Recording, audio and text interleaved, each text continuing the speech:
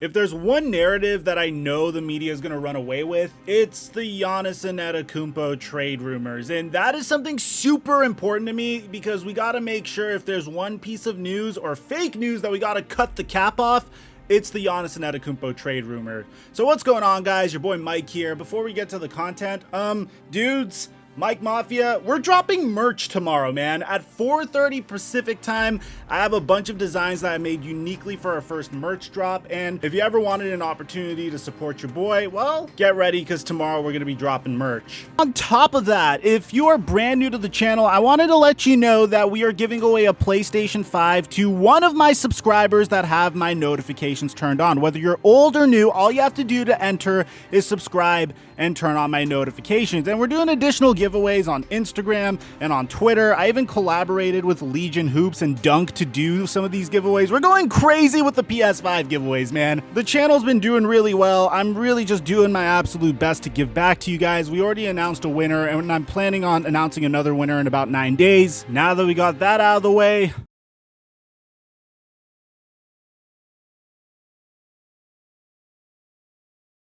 cue the intro.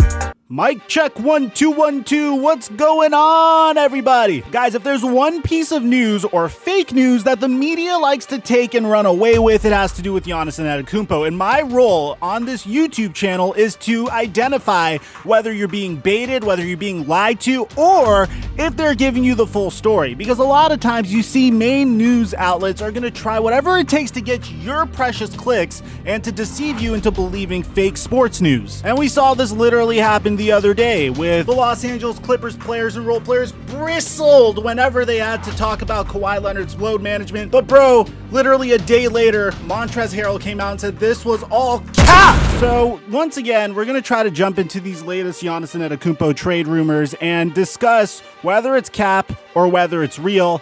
And if it is real, why would it be real? Is it even logical to assume such a thing? So let's back up a little bit because the Giannis Antetokounmpo rumors are nothing new. Actually, they've been going on ever since the past off season. Now, I understand it's very hard to project such a thing this early on because we still have a whole free agency to go, but there's been many teams that have been positioning themselves properly to be in a situation to be able to chase the great free agents of the 2021 free agency class. Most notably, the Los Angeles Lakers, Miami Heat, Toronto Raptors, and even the Los Angeles Clippers in theory. As a result of this, literally the summer after Giannis Antetokounmpo won his first MVP award, not this past year, but the year prior, there have been rumors circling around him, which pretty much explained that if Giannis Antetokounmpo wasn't in a position to win championships on a semi-consistent basis, or at least a consistent basis, then more likely than not, he's going to leave. Now, whenever Giannis Antetokounmpo was given an opportunity to discuss his position and his stance in terms of his impending free agency, whether it was a year away or 2 years away, he mainly stayed loyal to Milwaukee. And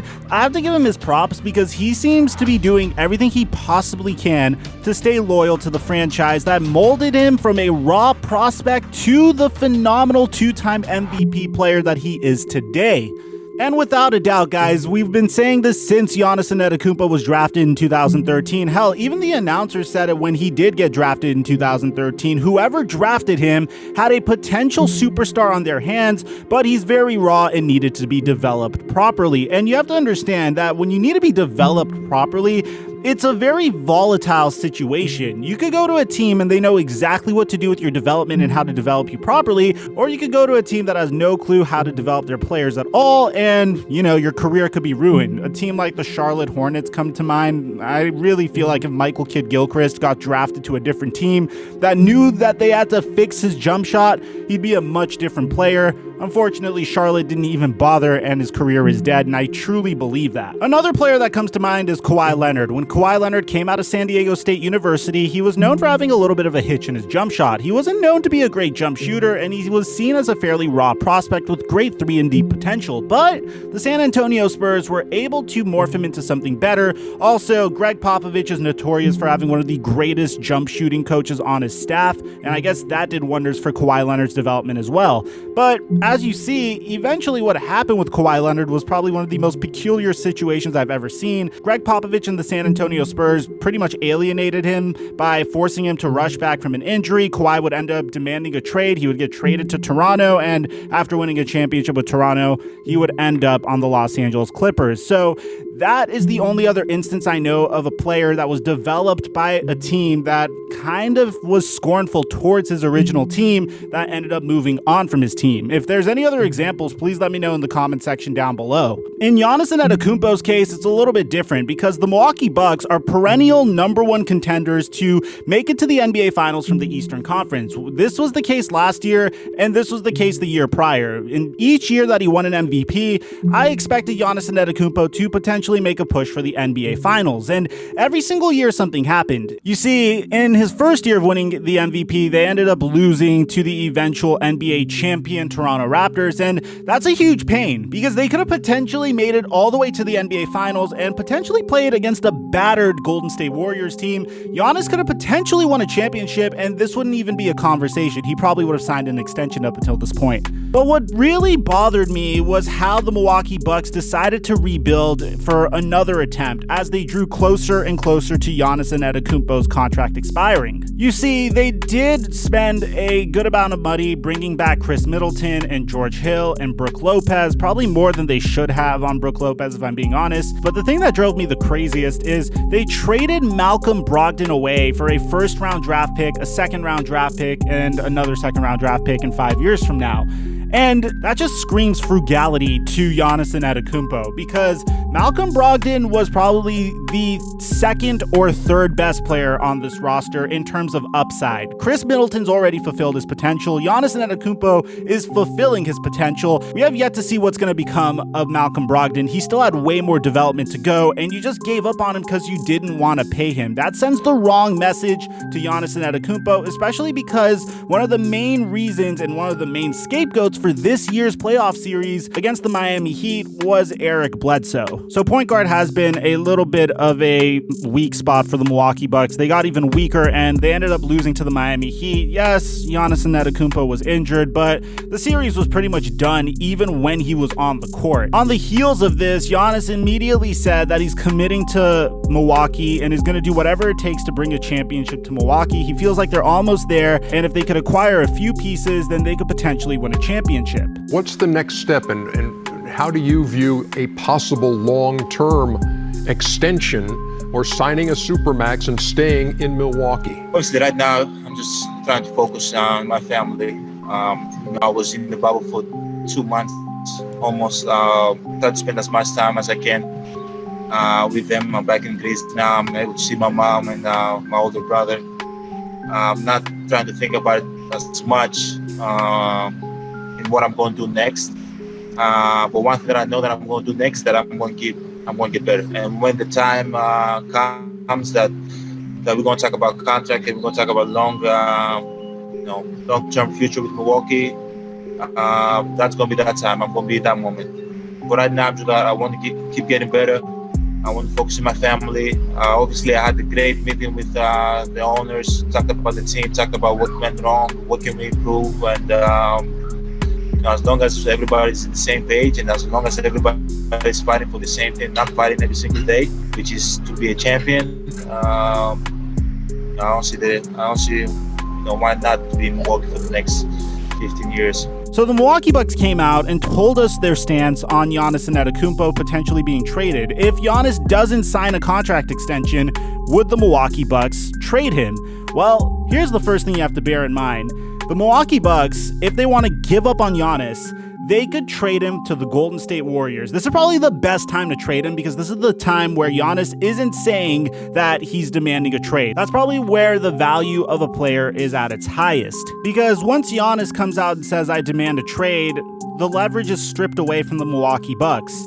And the moment he's demanding a trade, the Bucks have to trade him or else they're going to lose him for nothing in the very next offseason. If they trade him right now to, and I think the best team they could trade him to in terms of getting a return and getting him out of the East is the Golden State Warriors. Because when you trade him to the Golden State Warriors, and I know this is so cliche and so tacky and people are going to go nuts, this just makes a lot of sense. It works from each and every angle. As a matter of fact, if you're playing my GM on NBA 2K and you're the Milwaukee Bucks and you trade Giannis Antetokounmpo, you're going to trade him to the Warriors because they have a trade exception, Andrew Wiggins, the number 2 overall pick, next year's Minnesota top 3 protected pick, which I don't think Minnesota is going to finish in the top 3 worst teams this year, if I'm being honest. And depending on how much leverage they have, they could probably get Draymond Green as well, or Klay Thompson, although I really doubt the Warriors would ever trade Steph Curry or Klay Thompson because they're the engine that makes the Warriors work. Despite all of this, and this is what's the most surprising to me, the Milwaukee Bucks have said emphatically that they are not looking to trade Giannis Antetokounmpo, even if he passes on the contract extension. Instead, the Bucks are going to try to improve their roster and use the next year to show Antetokounmpo why he should stay. Now, there's no reason Giannis should sign his extension yet. There is absolutely no reason until the Milwaukee Bucks make significant improvements. And honestly, the OKC Thunder were in a very similar position to this about 3 years ago. Russell Westbrook was an impending free agent. They went out and got him Paul George. Once they got him Paul George, it pretty much showed Russell Westbrook that this organization's committed to winning, and he signed a contract extension with OKC. I do believe this rumor fully, but I think this is a smokescreen because think of it from the perspective of a Milwaukee Bucks GM. Which one would you rather have? Would you rather have a payroll team that's paying the luxury tax with Giannis Antetokounmpo probably go out and trade for Chris Paul, because I feel like that's what the Bucks are going to do. Chris Paul's on the block. They're probably going to overpay for him because they already overpaid for stars in the past. They're going to bring in Chris Paul to make Giannis's job a little easier. That's what I'm thinking they do. I hope I'm wrong. I don't think that's a good move at all. But let's say, hypothetically speaking, would you rather have Chris Paul, Giannis Antetokounmpo in a huge luxury tax bill, or would you rather trade Giannis Antetokounmpo and bring Andrew Wiggins, who has a horrible contract, but has shown the ability to play decently well whenever there wasn't as much pressure on him? He's at least a solid 3rd or 4th option, in my opinion, and if you're able to develop him properly, maybe you could tap into the potential that made him a number 1 overall pick 6 years ago, although I wouldn't really hold my hopes up so high on that. But those 2 picks, man, the number 2 overall pick in this year's draft, you could go out and draft LaMelo Ball. You could go out and draft James Wiseman. You could go out and draft Obi Toppin, whichever player you want in this year's draft. You could have him. That's already going to be a huge contract cut for you. And then you have an additional pick next year, which is probably going to finish in the top 15. I really highly doubt it's going to finish in the top 3. And if it does, then you have it unprotected the year after. So what I'm saying is, if I'm the Milwaukee Bucks, I am trading Giannis Antetokounmpo. And it's not the fact that I don't think they could win a championship with him.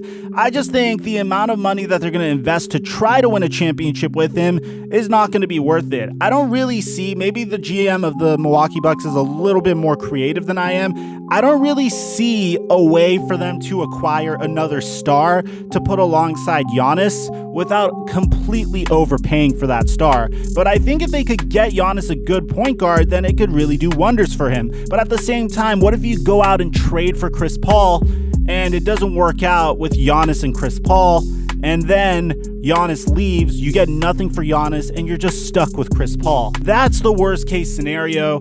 That's something the Milwaukee Bucks need to consider, and that's what they need to think about before they continue to say that they're not going to trade Giannis and they're going to let him walk away if he wants to walk away. Oh, and by the way, I really highly doubt Giannis is going to stay if he's had this much trouble making it out of the East so far, especially when he could go to the Golden State Warriors and team up with Curry and Thompson and Draymond Green potentially. It just seems like such an easier path to a championship, and it's kind of justified. The Warriors are at a point where they need Giannis, and Giannis definitely needs them. So let me know in the comment section down below what you guys think about this info. Aside from that, I'm your boy TheFlightMike, and I'm dropping our mic until our next upload.